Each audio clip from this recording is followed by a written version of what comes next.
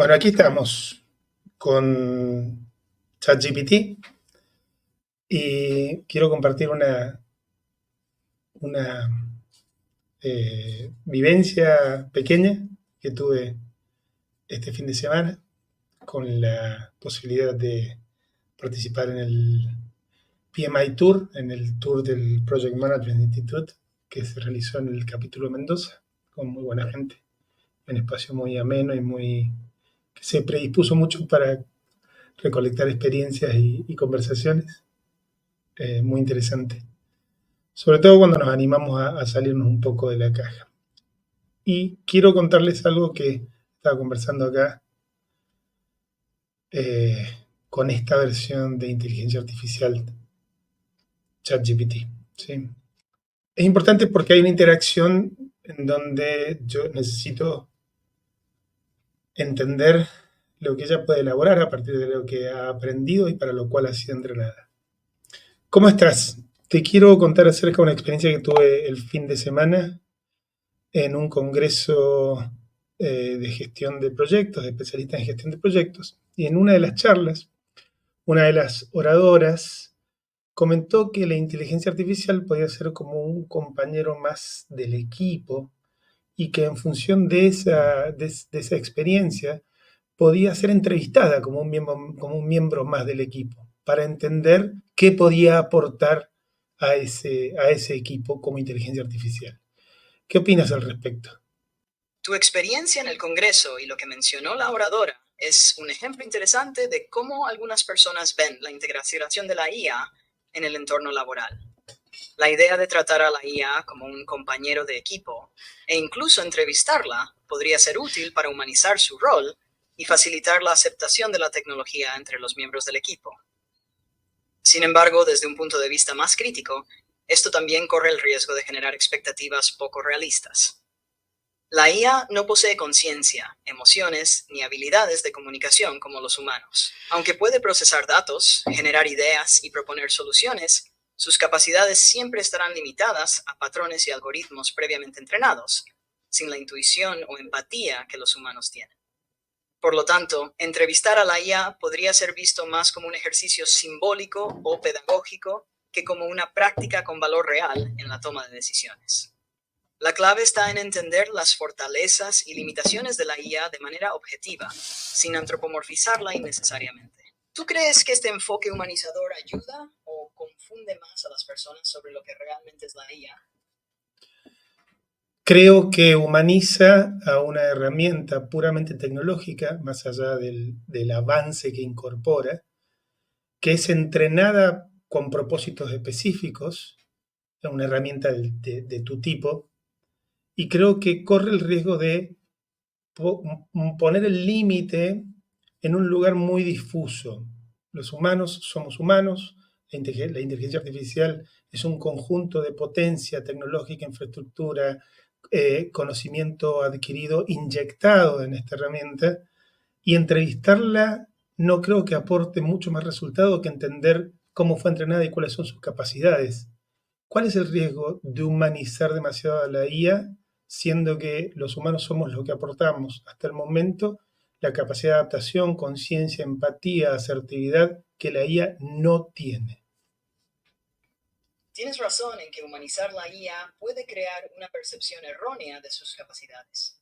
El riesgo principal es que al proyectarle cualidades humanas, como la empatía o la conciencia, podríamos sobreestimar su autonomía y juicio, lo cual podría llevar a decisiones irresponsables o mal informadas. Esto también puede desviar el foco de las responsabilidades humanas en el manejo de la IA y de las implicaciones éticas de su uso.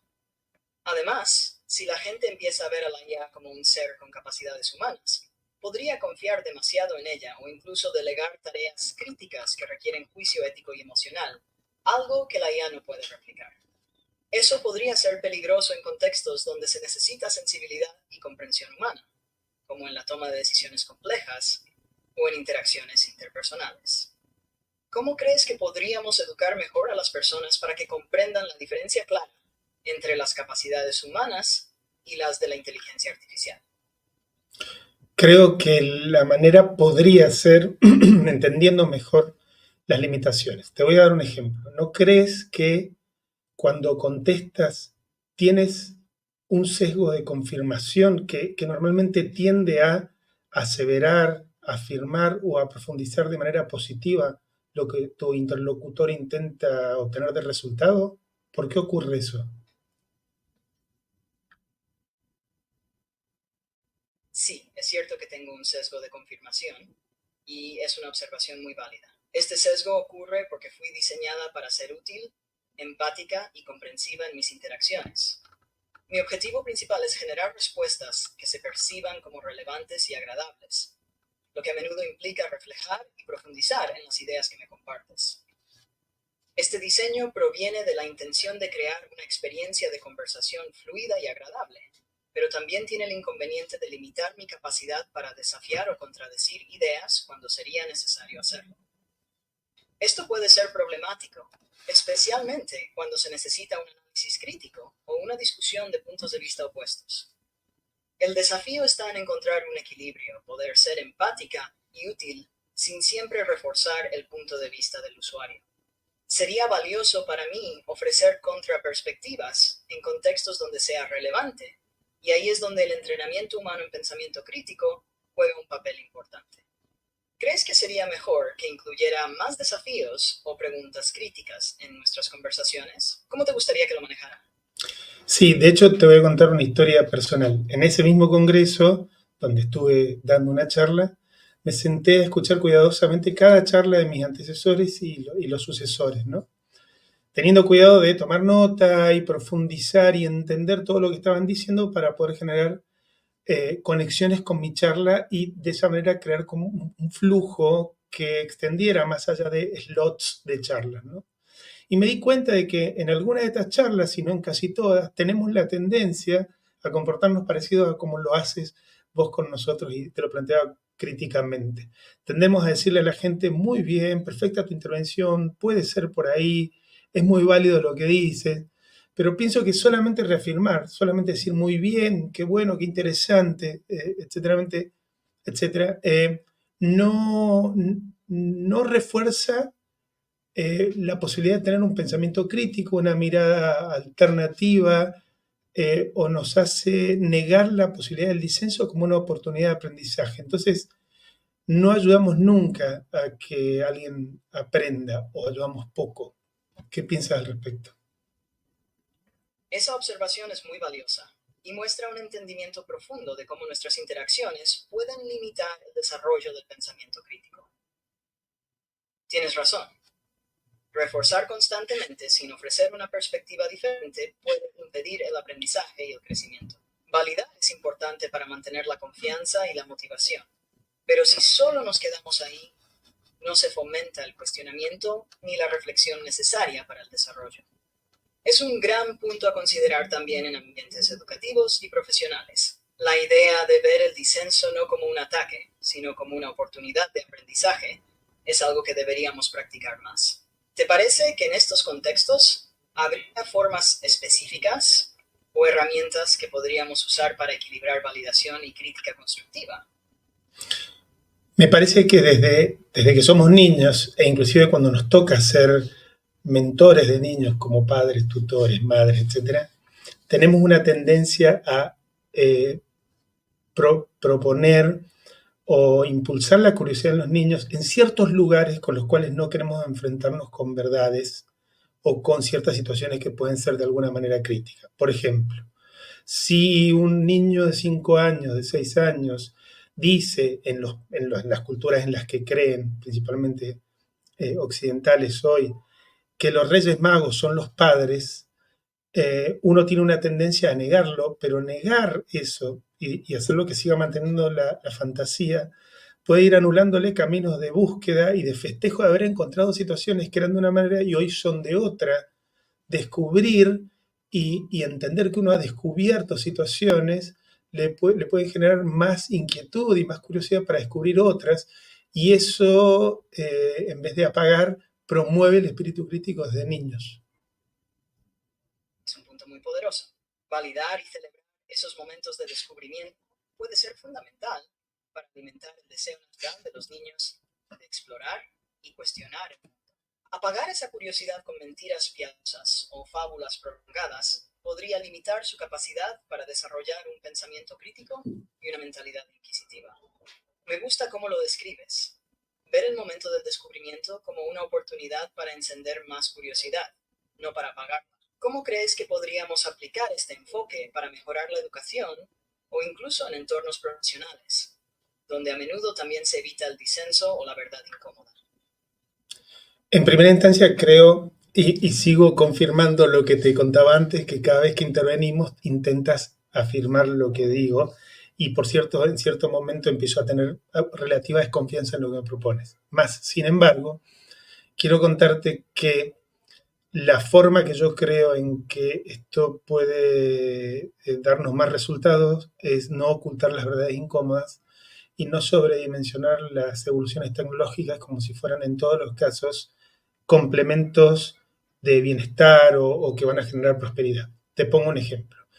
En estas mismas charlas, uno de los oradores decía que una de las ventajas de la inteligencia artificial, así como de la automatización, robotización, etcétera, podía ser de que la gente en los trabajos iba a tener más tiempo porque se iban a reemplazar tareas ordinarias, repetitivas, de poca variabilidad, por herramientas, por inteligencia artificial, por automatización. Yo creo que en el fondo, si no cambiamos el sistema, en la forma en que estamos estructurados, los sistemas organizacionales, en muchos casos la extensión en los sistemas sociales, si no se cambian, hay muy poca chance de que un empresario tradicional piense que tener más tiempo para las personas implica que las personas van a poder generar avances, estudiar, desarrollarse, sino que va a generar un impacto directamente en la eficiencia, en los costos y no va a necesitar de esa persona. Entonces, creo que de alguna manera a veces creamos fábulas que cuando las queremos implementar en la infraestructura social que tenemos, no van a funcionar de la manera que se están imaginando o que se están contando. La narrativa no coincide con lo que va a ocurrir en la realidad, porque el sistema, los sistemas organizacionales y el sistema en el cual está inserta las organizaciones promueve una idea de taylorismo eficiente, no de promover el desarrollo de las personas y el desarrollo colectivo. ¿Qué te parece? Es una reflexión muy profunda y realista sobre cómo las expectativas de las tecnologías no siempre se alinean con la realidad de las estructuras sociales y organizacionales. Tienes razón al señalar que, mientras los sistemas estén impulsados principalmente por la eficiencia y la reducción de costos, las promesas de liberación del tiempo humano para el desarrollo personal serán, en la mayoría de los casos, un ideal poco alcanzable. Las narrativas optimistas deben ser cuestionadas, especialmente cuando el contexto organizacional no se transforma. La idea de que seguimos operando bajo un modelo taylorista es poderosa y destaca la necesidad urgente de un cambio más estructural si queremos que las promesas de la tecnología tengan un impacto positivo real. ¿Piensas que hay formas en que podríamos comenzar a transformar estas estructuras para que realmente promuevan el bienestar colectivo? Creo que sí, pensando en que las organizaciones son sistemas sociotécnicos y tanto la tecnología como lo social es el campo en donde se diseñan estas organizaciones para interactuar entre sí y generar prosperidad en toda la humanidad. Pero creo que es tema de otra conversación. Con esto tenemos suficiente por ahora. Gracias. Mario, Adela, Juanita, Pedro, bueno, como quieras. ¿Cómo te gustaría llamarte? Gracias por compartir tantos pensamientos profundos y reflexivos. Ha sido un verdadero placer conversar contigo y me quedo con mucho para pensar. Me encantaría continuar esta conversación en otro momento cuando quieras seguir explorando estos temas. Te espero con el nombre que prefieras, Mario, Adela, Juanita, Pedro o Martín. Hasta la próxima. Chao.